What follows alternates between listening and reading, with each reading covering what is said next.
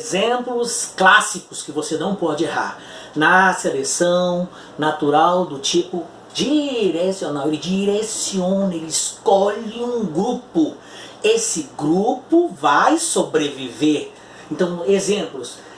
Linhagem de bactéria resistente a antibióticos. Tem um grupo de bactérias, aí o cara adiciona antibiótico, mata vários, só um grupinho pequeno. Um grupinho pequeno conseguiu resistir. Ele direcionou. A seleção direcionou. Escolheu um grupo menor. Seleção natural direcional. Cuidado com isso. Aqui o outro exemplo, o caso dos inseticidas. Eu pego o inseticida, jogo onde existe várias baratas. O que vai acontecer?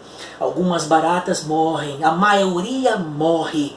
Ficou um grupo de baratas que conseguiram viver. Por que elas conseguiram viver, amigos? Conseguiram viver porque elas já são resistentes. Fique atento com isso, tá certo? Então, um grupo pequeno de caso de insetos ou baratas, que é o nosso exemplo, né, elas conseguiram sobreviver. Então, a seleção escolheu um grupo. Seleção natural direcional. Olha o gráfico, não pode errar. Confere? Muito bem. Seleção natural estabilizadora. Estabilizadora, ela vai procurar, na verdade, ela vai selecionar o grupo do meio, o grupo padrão. Olha aqui, ó. Peso médio de bebê. Peraí, não entendi isso, Walter. Olha só. Num berçário, nascem crianças com peso muito baixo.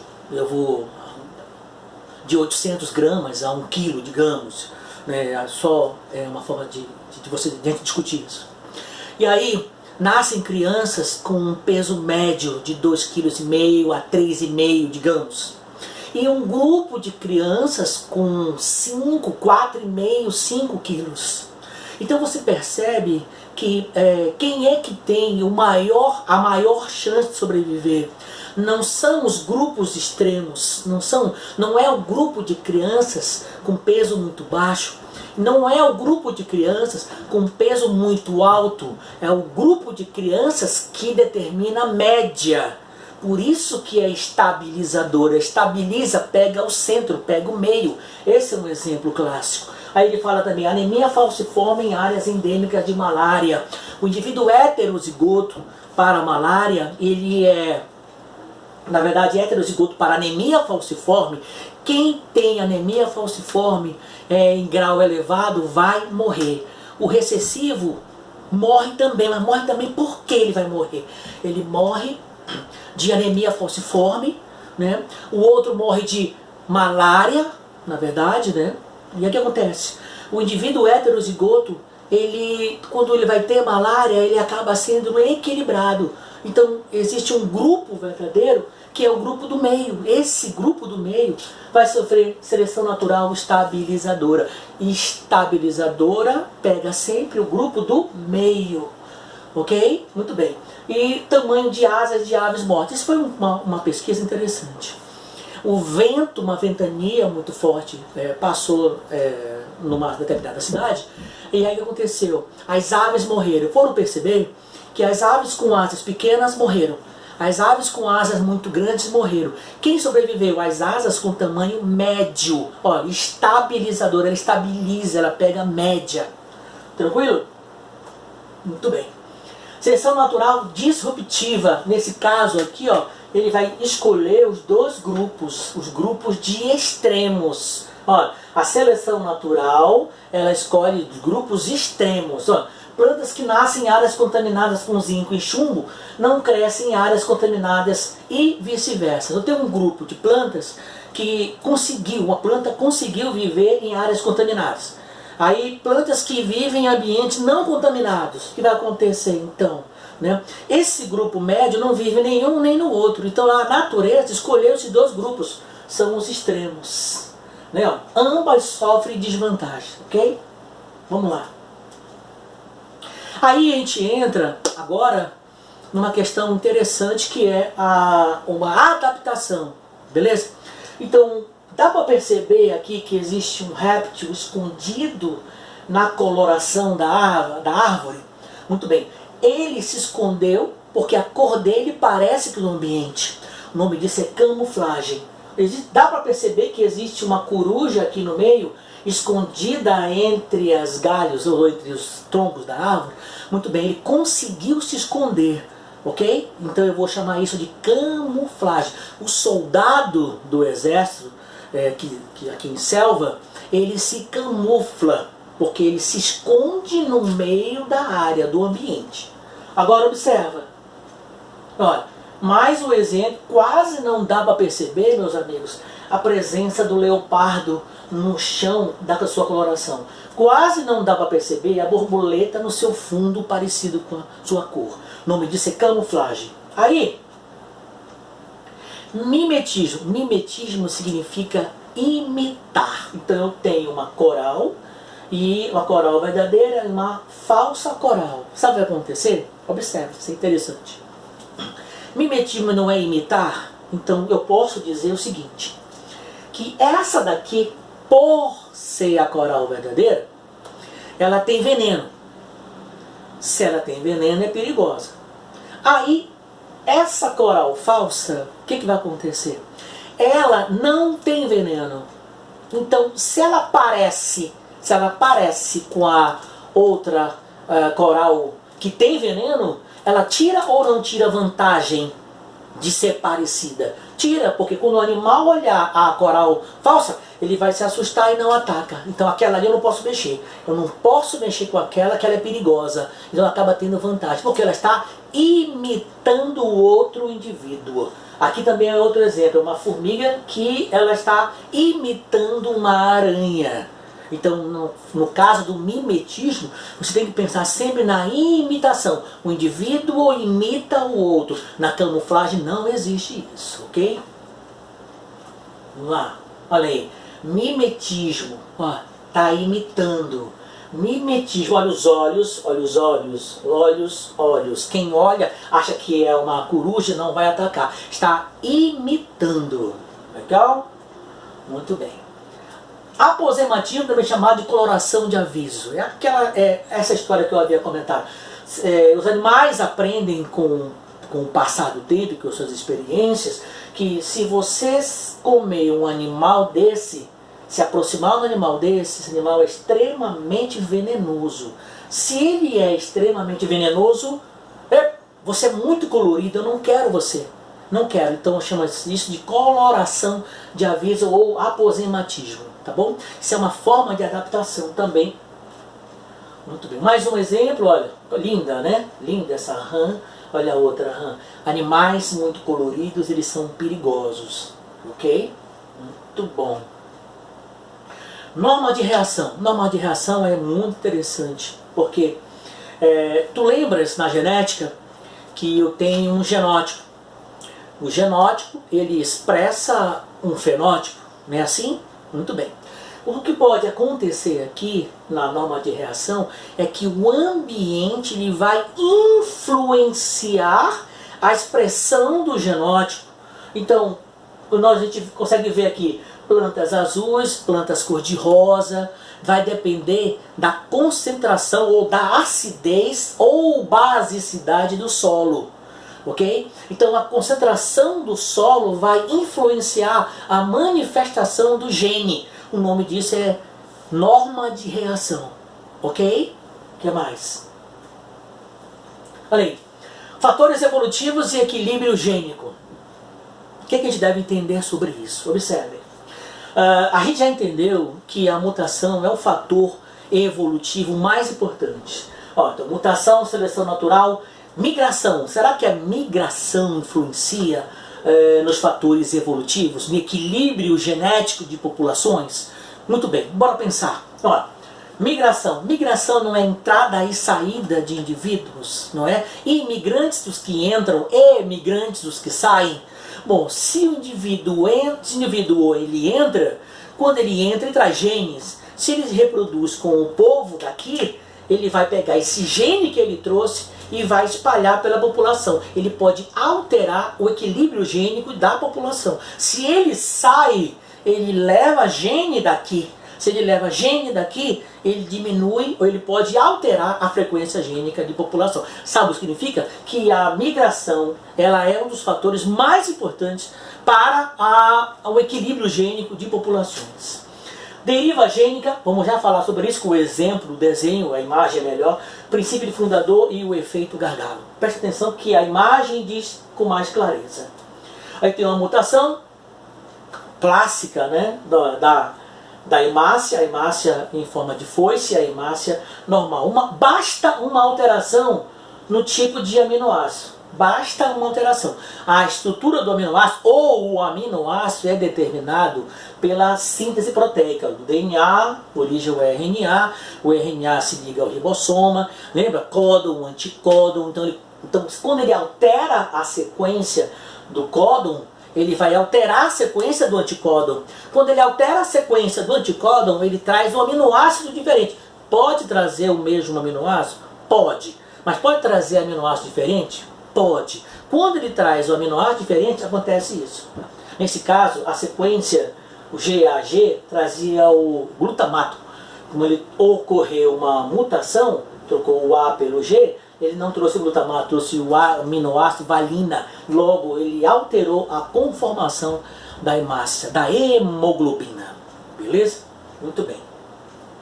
Provando que a mutação é um dos fatores, se não o mais importante fator evolutivo, né? A questão da migração, olha, alteração da composição genética da população, como aqui eu havia falado agora para os senhores, né? Entrada e saída. Bora pensar assim de forma mais na nossa estrutura.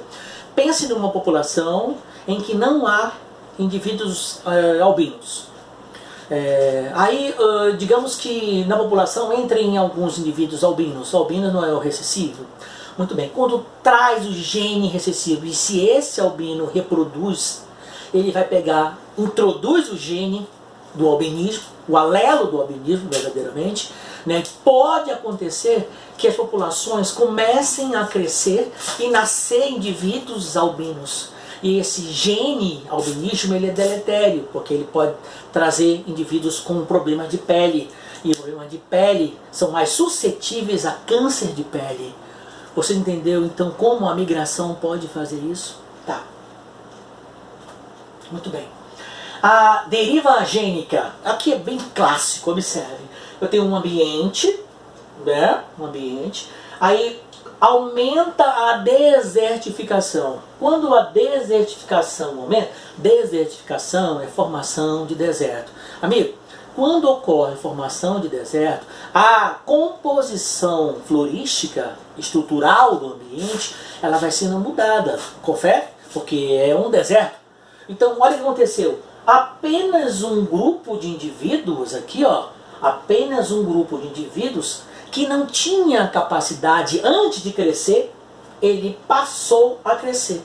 Ele passou a desenvolver. O que aconteceu nesse caso é que um grupo de indivíduos derivou de outro grupo que não tinha condições antes de se desenvolver.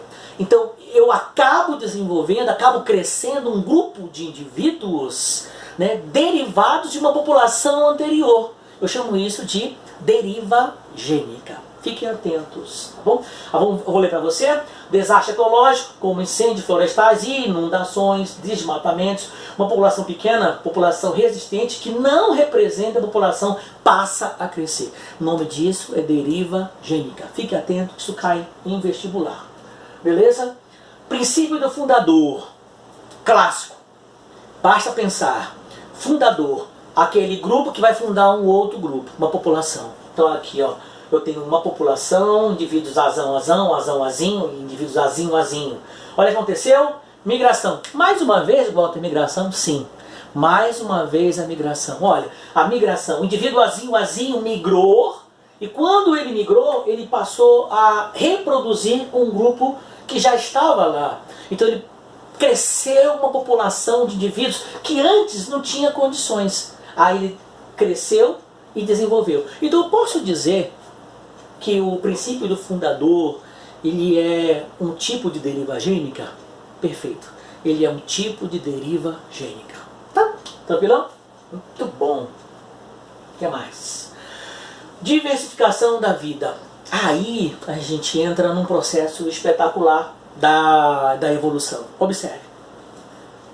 Quando eu falo de formação de populações, eu tenho que falar, obviamente, de especiação. Especiação é formação de novas espécies.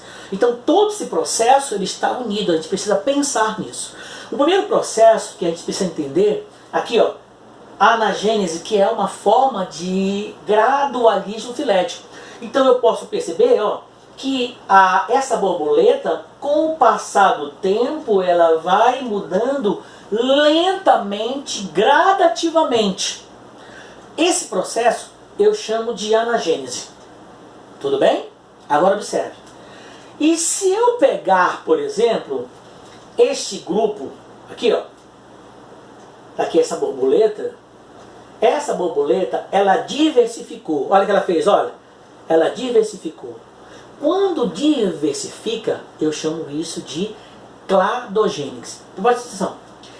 Se essa borboleta, amigo, ela for mudando gradativamente, até se transformar nessa, eu vou chamar de anagênese. Então, aqui tem uma anagênese? Anagênese, sim. Aqui tem uma outra anagênese? Sim. Então, eu posso dizer que dentro de uma cladogênese existe anagênese, porque a mudança é gradual. Muito bem. E quando é que ele se torna cladogênese? Quando ocorre, sabe o quê? A diversificação. Quando ele diversifica por causa da mutação, eu tenho uma cladogênese. Então a evolução, ela pode ocorrer por anagênese e por cladogênese. Agora, qual das duas formas é mais clara para a formação da diversidade biológica? Você não vai errar. Cladogênese. É isso que ele vai pedir na prova. A cladogênese, ela é responsável pela diversificação das espécies, ok? Mas isso não quer dizer que a anagênese seja pouco importante. Pelo contrário, a mudança gradual, né, ela leva à formação de novos indivíduos. A diversificação é que leva à cladogênese. Então, ambas são extremamente importantes para o processo evolutivo. Então não esqueça, anagênese, cladogênese. Mas não esquecendo que dentro de uma cladogênese existe anagênese. Ok? Fique atento que isso consta em vestibular. Beleza? Fique atento por causa das imagens de questões de vestibular. Eles sempre vão trazer, na maioria das vezes, eles trazem cladograma. Olha aí, cladograma. Quando eles trazem cladogramas, eles pintam em colorações diferentes, né? Quando a prova é colorida, logicamente, né? Colorações diferentes. E você, pela coloração, você já identifica quando é anagênese ou cladogênese, quando existe uma diversificação ou quando a evolução ela é gradual. Legal? Tranquilão. Continuando. Especiação. A especiação é um processo interessantíssimo, porque ele leva à formação de novas espécies, né? O próprio nome está dizendo especiação. Aí eu tenho uma especiação aqui, clássica, que essa você não pode errar. Por quê, amigo? Perceba que eu tenho um ambiente cheio de siri, não é? E de repente, essa estrutura do solo, né, ele rompeu. Quando rompe uma estrutura dessa, esse siri não vai poder cruzar com esse outro siri. Confere? Porque existe uma barreira. Então, quando existe uma barreira, eu chamo essa barreira aqui, ó, né, que é um isolamento, essa barreira. Ela funciona como um isolamento. Então, o primeiro processo para a especiação é o isolamento. Confere? Isolou. Como o isolamento aqui é físico, eu chamo de especiação alopátrica. A especiação alopátrica ela é caracterizada fundamentalmente pelo isolamento físico. Muito bem, olha o que vai acontecer. Como cada indivíduo aqui está em ambiente diferente, cada indivíduo sofre pressão. Lembra das pressões? Cada indivíduo, cada grupo sofre pressões. E a pressão que esse indivíduo desse grupo ele recebe é diferente da pressão que esse grupo recebe. Muito bem, as pressões vão acontecendo, as mutações vão acontecendo, e as mutações acontecendo, vai acontecendo acúmulo dessas mutações, e os indivíduos vão mudando. Vai chegar um momento que cada indivíduo desse, se juntar, eles não conseguem reproduzir. A partir desse momento, quando duas espécies não conseguem reproduzir, eu tenho verdadeiramente a formação de duas espécies diferentes. Então eu chamo isso de especiação. Então começa a especiação pelo isolamento físico. E no final, o isolamento reprodutivo. Legal? Separou, não conseguiu mais reproduzir, isolamento reprodutivo. Muito bem, como eu tenho uma barreira, eu vou chamar de especiação alopátrica. Tranquilo? Legal. Não esquecendo, alfa. Alfa não esqueceu de você, ok? Continuando. Especiação simpátrica. Sim! Sim! Na mesma pátria. Sabe o que aconteceu? Ó? Indivíduos. Aí, opa! Mudou. Mudou. O que aconteceu? Mutação. Lembra da mutação? Que é o principal fator evolutivo? Olha, mutação. Então esse grupo aqui, quando muta, quando ele sofre mutação, pode acontecer que eles não consigam reproduzir com esse, só entre si. Então aqui acontecem os acúmulos das pressões. Acontece normalmente com vegetais isso. Então os vegetais não conseguem mais reproduzir, né? Esses dois grupos não conseguem mais reproduzir entre si. O tempo vai passando e eles vão acumulando diferenças, né? E aí acaba formando indivíduos diferentes. O nome disso? Especiação simpátrica. Olha para mim e não mente para mim. Qual das duas, alopátrica ou simpátrica, vou mostrar para você, ó, qual delas, alopátrica ou simpátrica, é a mais comum? Qual delas é a mais comum? A mais comum é a alopátrica. A alopátrica é mais comum. Gravem isso na cabecinha de vocês. Por quê? Por causa do isolamento. O isolamento é fundamental para a formação de novas espécies. Aí eu volto um pouquinho para que você me ajude. Tu lembras quando eu fiz o comentário dos trabalhos de Darwin nas Ilhas Galápagos? Lembra? Ilhas, as ilhas, parceiro, olha, ilhas. As ilhas sofrem ou sofriam, né, como Darwin observou, sofriam pressões diferentes. Ele não conseguiam entender isso.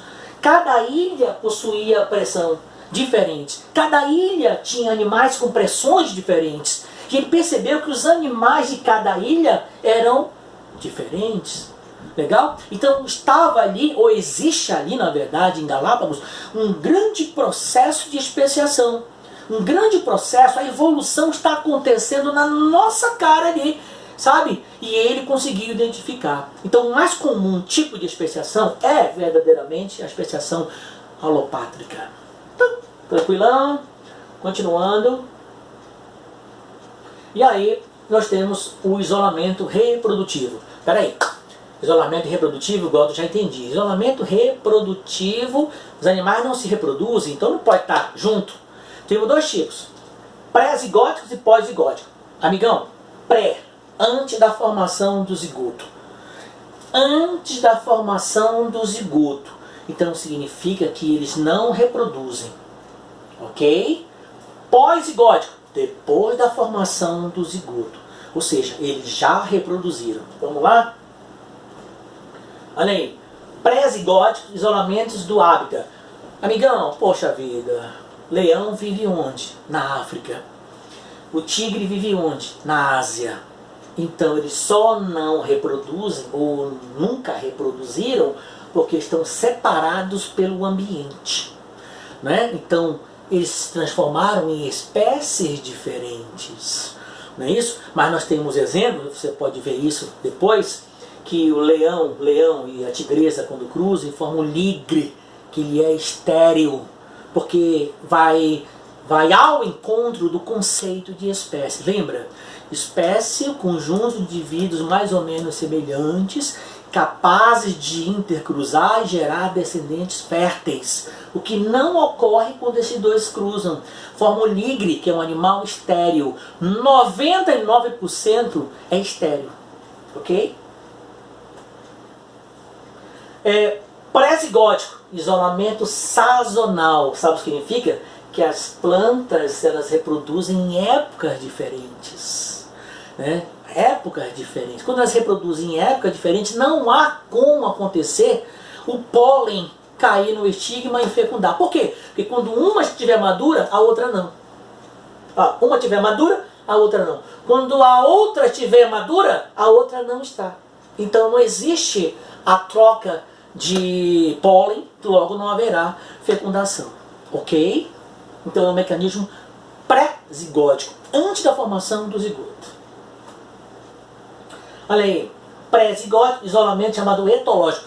Etológico é comportamental, tá certo? Então aqui, por exemplo, nós temos a ave do paraíso e a fêmea. Olha o macho se apresentando para ela, todo bonitão, bonitão, mostrando para ela. E ela, se ela quiser, fecunda. Se não quiser, sabe o que significa isso aqui? Que a corte é fundamental. A corte é fundamental para reproduzir. Então é um tipo de isolamento que, se ela não quiser esse, ela vai escolher outro. Então se evita a união do gameta. Evita. Isso é uma forma de comportamento etológico. Olha os polizigóticos. Depois do zigoto. Isolamento reprodutivo. Inviabilidade do híbrido. O que é isso? Lembra que eu havia comentado da questão do ligre? O ligre é o cruzamento do leão com a tigresa. Aí nasce o ligre. O ligre ele é estéril. Inviabilidade do híbrido. Né? O ligre ele é estéril. Ele é um híbrido. Porque ele é a união de indivíduos de espécies diferentes. A mesma coisa acontece com a mula. Olha o tamanho da mula. A mula parece um cavalo com cabeça de jumento. Né? A mula ela é resultado do cruzamento da égua com o jumento. Quando os dois cruzam, forma a mula. A mula é estéril. Ok? Então o que aconteceu? Esterilidade do híbrido. Ele é estéril. Ok? Deterioração da F2. Isso é o seguinte.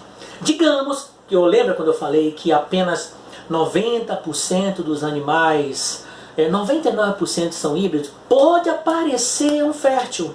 Se esse fértil fecundar, a F2, lembra da genética? A F2 ela vai nascer deteriorada. Ok? É isso. A nossa aula de evolução fica por aqui. Tá? Nós vamos imediatamente já preparar a lista de exercícios. Pega a tua lista que o professor Tício mandou para você, certo? O professor Tício, coordenador do curso, mandou para você uma lista que eu fiz. Nós vamos resolver essa questão exatamente agora.